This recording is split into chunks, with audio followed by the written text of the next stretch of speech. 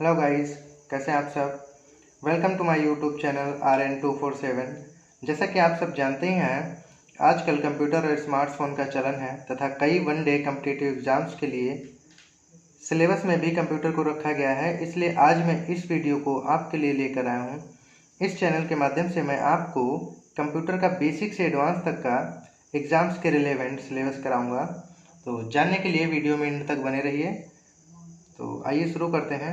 आज का हमारा टॉपिक है मेमोरी यूनिट।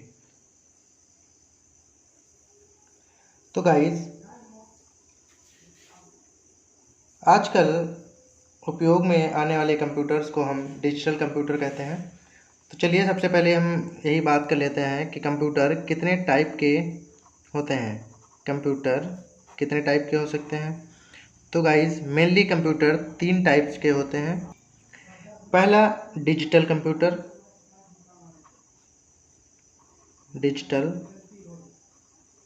कंप्यूटर, दूसरा एनालॉग कंप्यूटर,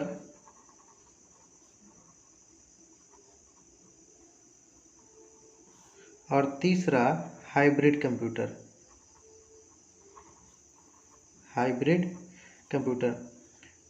आजकल उपयोग में आने वाले कंप्यूटर डिजिटल कंप्यूटर कहलाते हैं। डिजिटल कंप्यूटर 4 प्रकार के होते हैं। पहला मेन फ्रेम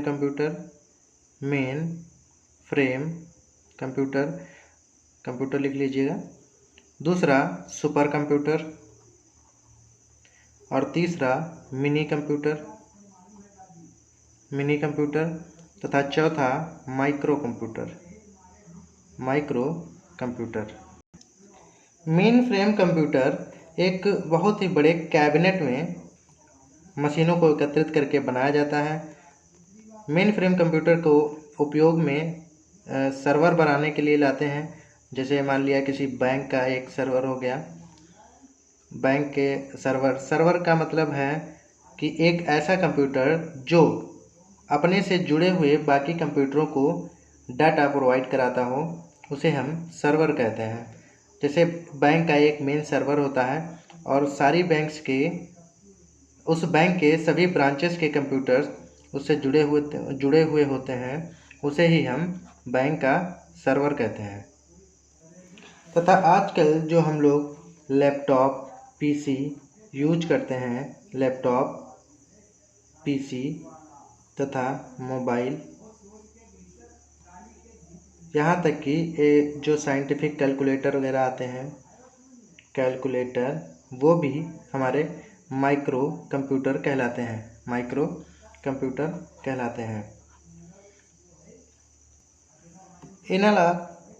एनालॉग कंप्यूटर वे कंप्यूटर होते हैं जो डिजिटल में रीडिंग ना दे करके एनालॉग में रीडिंग देते हैं। जैसे हॉस्पिटल वगैरह में यूज़ होने वाले कंप्यूटर्स या ईसीजी मशीन, ये हम कह सकते हैं। इस प्रकार से कुछ रीडिंग देते हैं। तथा आईसीयू में प्रयोग में आने वाली मशीन्स एनालॉग कंप्यूटर होती हैं। हाइब्रिड कंप्यूटर वे कंप्यूटर होते हैं जिसमें डिजिटल तथा एनालॉग दोनों के गुण होते हैं, उन्हें हम हाइब्रिड कंप्यूटर कहते हैं। डिजिटल कंप्यूटर का बेस बाइनरी नंबर होता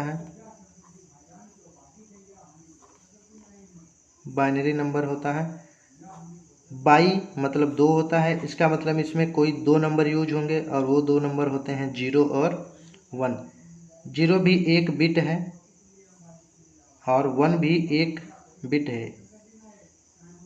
इस प्रकार 1 और 1 2 बिट, बाई मतलब 2।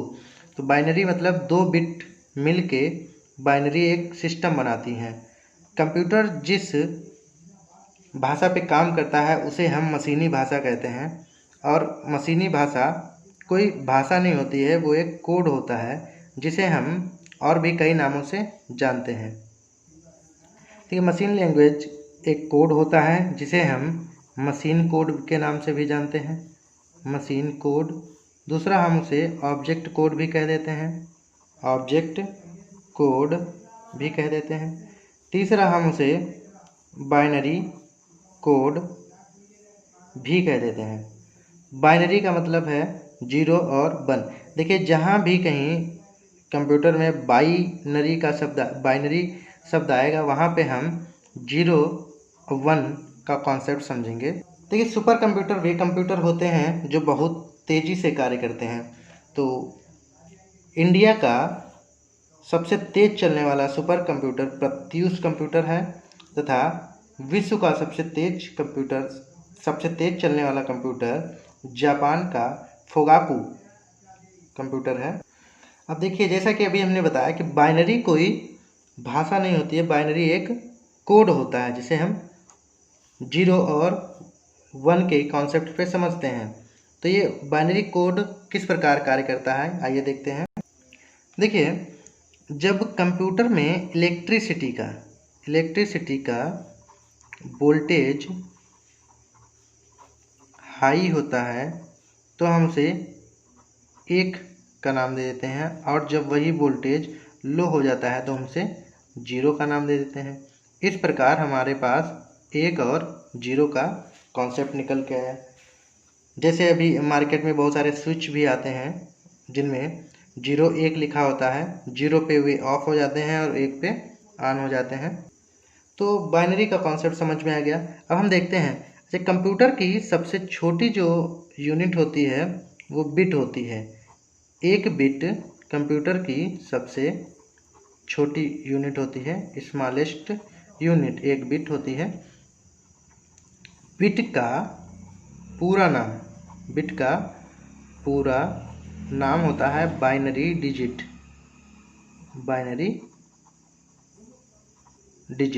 ये बिट का पूरा नाम होता है। एक बिट बराबर 0 या 1 होता है। देखिए 0 भी एक बिट होता है और 1 भी एक बिट होता है, राइट। तथा एक निबल बराबर 4 बाइनरी बिट होता है, 4 बाइनरी बिट्स होता है। 4 बाइनरी बिट्स का मतलब 4 बार 0 हो सकता है, या 1 0 3 बार 1 1 हो सकता है, या 2 बार 0 2 बार 1 हो सकता है, या चारों बार 1 हो सकता है, या इसी प्रकार और भी कॉम्बिनेशंस बन सकते हैं। इसका मतलब एक निबल बराबर 4 बाइनरी बिट्स। अब वो बिट्स कुछ भी हो सकती है, चारों 0 हो सकते हैं, 1 0 3 1 हो सकता है, या 2 0 2 1 हो सकता है, या चारों 1 हो सकते हैं, कुछ भी हो सकता है।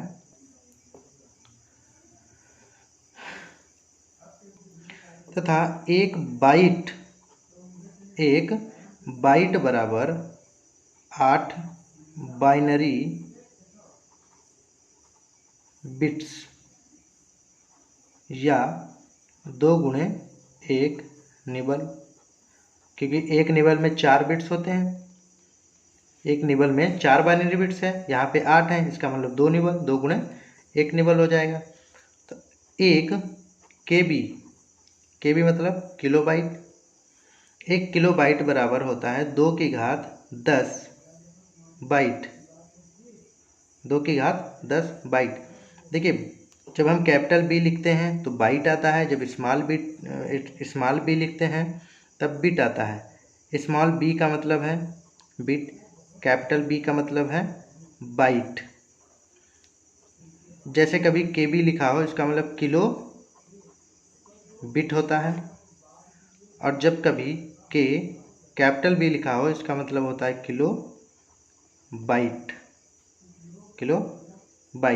2 की घात 10, चलिए 1 केबी बराबर 2 की घात 10 बाइट, या फिर 1024 बाइट, जिसे हम लगभग 1000 मान लेते हैं। क्वेश्चंस में जैसी हमें कैलकुलेशन करनी होती है उसी के हिसाब से हम मानते हैं। अगर 1000 के अकॉर्डिंग कैलकुलेशन है तो 1024 मानते हैं, और अगर 1024 के अकॉर्डिंग कैलकुलेशन फंस रही है तो हम 1024 मान लेते हैं। देखिए जब भी हम किलो की बात करते हैं तो हमारे माइंड में एक सवाल आता है कि किलो का मतलब 1000, किलो का मतलब 1000। अब वो किलो चाहे 1 किलोग्राम हो तो उसका मतलब 1000 ग्राम होगा। 1 किलोमीटर होगा तो उसका मतलब 1000 मीटर होगा। लेकिन कंप्यूटर के केस में 1 किलो का मतलब 1024 होता है। इन कंप्यूटर 1 किलो का मतलब होगा 1024। चलिए 1 KB हमने देख लिया। अब हम देखते हैं 1 MB। MB का मतलब मेगाबाइट। चलिए मैं यहाँ पे लिख दे रहा हूँ मेगा बाइट। 1 MB बराबर होगा 10⁻20 बाइट या 1024 KB किलोबाइट। 1024 KB या किलोबाइट। या फिर हम इसको 1024 गुणे 1024 भी लिख सकते हैं, क्योंकि 1024 तो ये हो गया और किलो का मतलब भी 1024 हो गया, तो ये इतनी बिट्स आ जाएगा, सॉरी बाइट आ जाएगा। और जब 1024 गुणे 1024 हम करेंगे तो ये हमारा आएगा 10, 48, 57, 68, सॉरी बी, ठीक है, बाइट, जिसे हम लगभग 10 लाख मान लेते हैं, 10 lakhs, जो लगभग 1 मिलियन के बराबर होता है। लगभग 1 मिलियन बाइट के बराबर होता है। 10 लाख को ही तो हम 1 मिलियन कहते हैं। चलिए अब हम बात करते हैं 1 गीगाबाइट। 1 गीगाबाइट,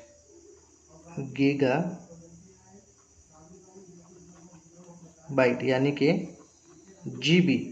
तो 1 GB बराबर होता है 10⁻³ बाइट यानी कि 1024 MB, 1024 MB मेगाबाइट। ये MB है, मेगाबाइट। इसको हम लिख सकते हैं 1024 गुणे 1024 गुणे, MB का मतलब 1024 गुणे 1024 है, 1 MB का मतलब 1024 गुणे 1024 है, तो ये 1000 हमने लिख लिया। उसके बाद MB का मान रखेंगे 1024 गुणे 1024, और इन सब की कैलकुलेशन जब हम करते हैं तो लगभग 100 करोड़ के आसपास आता है। 100 करोड़ के आसपास आता है, जो लगभग 1 बिलियन होता है। 1 बिलियन बाइट के बराबर होता है।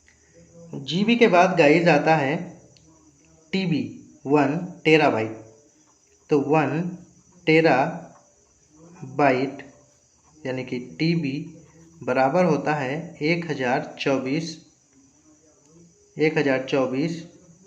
GB, या हम लिख सकते हैं 10⁻40। देखिए 1 गीगाबाइट होता है 10⁻30, और यही तो है हमारा 10⁻10। तो 10⁻30 में ऐड हो गया 10⁻40 हो जाएगा। और इसको हम लिख सकते हैं 1 ट्रिलियन, लगभग 1 ट्रिलियन बाइट। अब देखते हैं हम टेराबाइट के बाद हमारा आता है 1 पेटाबाइट। टेराबाइट के बाद आता है पेटाबाइट यानी कि PB, पेटाबाइट। ये लगभग होता है 1024 TB के, यानी 10⁻50, और लगभग इसे हम लिख सकते हैं 1 क्वाड्रिलियन बाइट। पेटाबाइट के बाद गाइस आता है एक्साबाइट।